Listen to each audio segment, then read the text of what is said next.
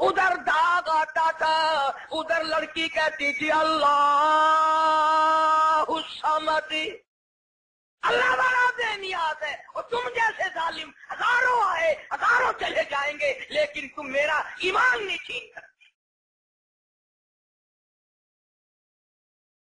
جناب مدنی کریم صلی اللہ تعالی علیہ وسلم کی ذات اقدس نے 13 سال تک وہ دکھ اٹھائے، وہ مصیبتیں اٹھائی، وہ پریشانیاں جھیلی جن کا آج کوئی تصور بھی نہیں کر سکتا۔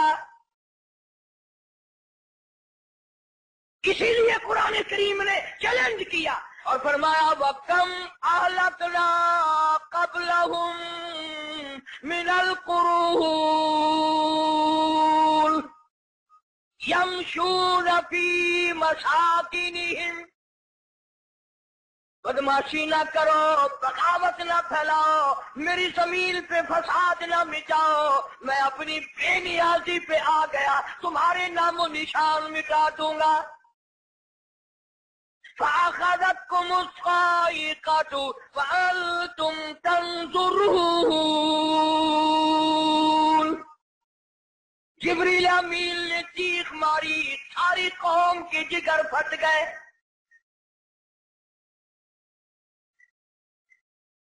5 دن کے فاقے، روزانہ غلاموں کو سزائیں ملنے کی اطلاع۔ آج بلال کو اتنی مار پڑی، آج حضرت نافیہ کو اتنی مار پڑی، آج ابو فقیہ کی پسلیاں توڑ دی گئی، آج فلانے کو یوں مارا گیا، آج زنیرہ کے بال پکڑ کر مکے کی گلیوں میں گھسیٹا گیا۔ اور ہم ہیں جو پھونک مار کے جنت حاصل کرنا چاہتے ہیں، نماز تک کی ہمیں صحیح معنوں میں توفیق نہیں۔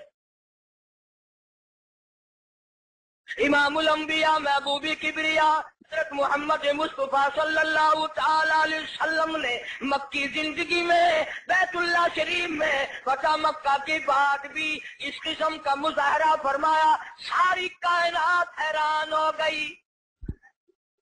گلی میں سے آپ صلی اللہ علیہ وسلم گزرتے ہیں، ایک عورت سارے آنگن کا، سارے گھر کا، سارے بیڑے کا کوڑا کباڑ مٹی اکٹھا کر کے ٹوکرے میں بھر کر سرکار کا انتظار کرتی ہے۔ جب گلی سے گزرتے ہیں سر مبارک پہ دے مارتی ہے۔ قربان جاؤں آمنہ کے درے یتیم نے کبھی سر اٹھا کے نہ دیکھا، یہ کون ہے یوں کرنے والا؟ ایک دن سر مبارک پہ وہ مٹی نہ پڑی تو فرمایا یہ مائی کہاں گئی، اس کا وظیفہ کیوں بند ہوا؟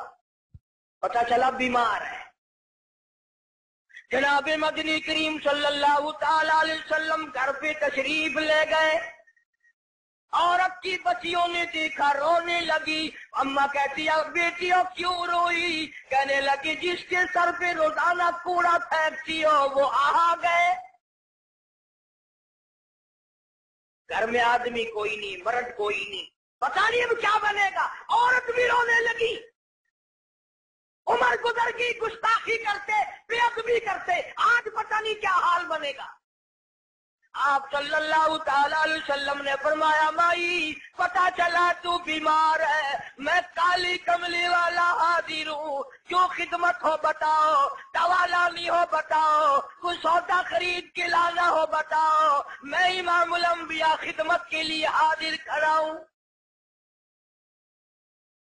فرمایا مدنی کریم صلی اللہ علیہ وسلم نے جو اللہ کی رضا کے لیے کسی بیمار کی بیمار کرسی کے لیے جائے، عیادت کے لیے جائے، اس وقت سے لے کر اگلے دن کے اسی ٹائم تک 24 گھنٹے تک اللہ کے 70,000 فرشتے بخشش کی دعا مانگتے ہیں۔ کوئی سودا خرید کے لانا ہو بتاؤ، میں امام الانبیاء خدمت کے لیے حاضر کھڑا ہوں۔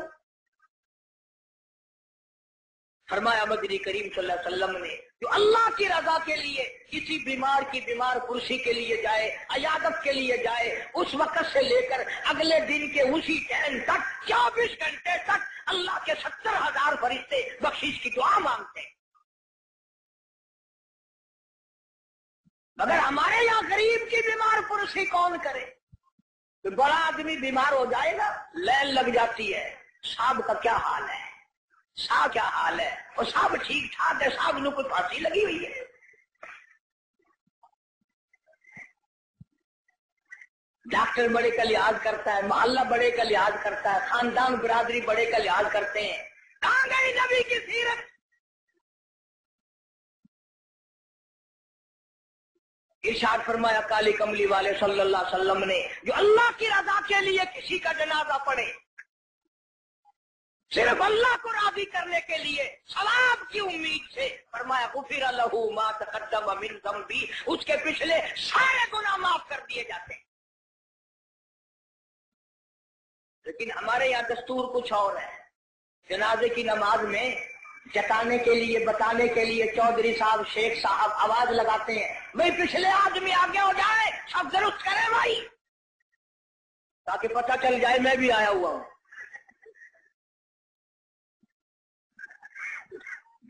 ویسے الحمدللہ آدھے لوگوں کو جنازے کی دعا ہی نہیں آتی، ساری زندگی بازار میں دھوکہ، مارکیٹ میں فریب، مال میں گڑبڑ، اور اب تو حد ہو گئی، مردوں سے بھی فریب، مردوں سے ٹھگی مار رہے ہیں لوگ، مردوں سے، اور پرائے نہیں، اپنی ماں کے ساتھ ٹھگی مار رہے ہیں لوگ۔ جس ماں نے 9 مہینے پیٹ میں رکھا، گود میں رکھا، کھلایا پلایا، سمجھایا، شادی کی، دعائیں مانگی رات دن، اس ماں کا جنازہ پڑا ہوا ہے، بیٹوں کو جنازے کی دعا نہیں آتی، سیکھتا کوئی نہیں۔ کئی سال کی بات ہے، ضلع لاہور میں میری راجپوت برادری کا ایک بہت بڑا بڈیرا مر گیا، تو لاکھوں آدمی جنازے پہ آیا ہوا، کچھ لوگوں کا اور بھی انتظار تھا، افسروں کا انتظار تھا۔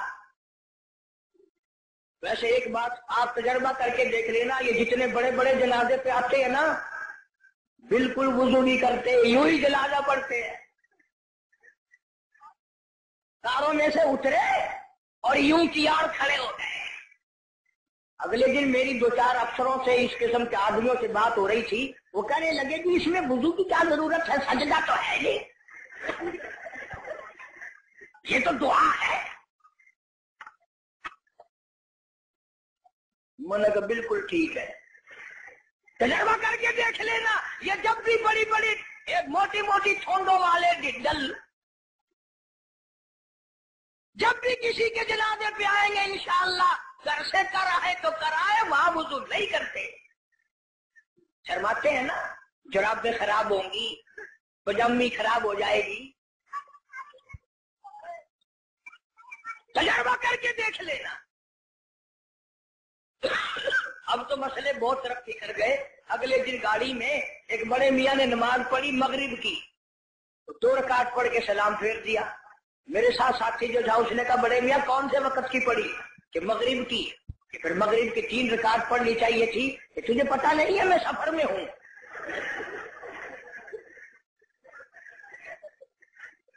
میں نے کہا بڑے میاں 4 رکعت کی 2 ہوتی ہے، 3 کی 2 نہیں۔ انہوں نے کہا واہ واہ، 4 کی 2 ہو سکتی ہے، 3 کی 2 نہیں ہو سکتی۔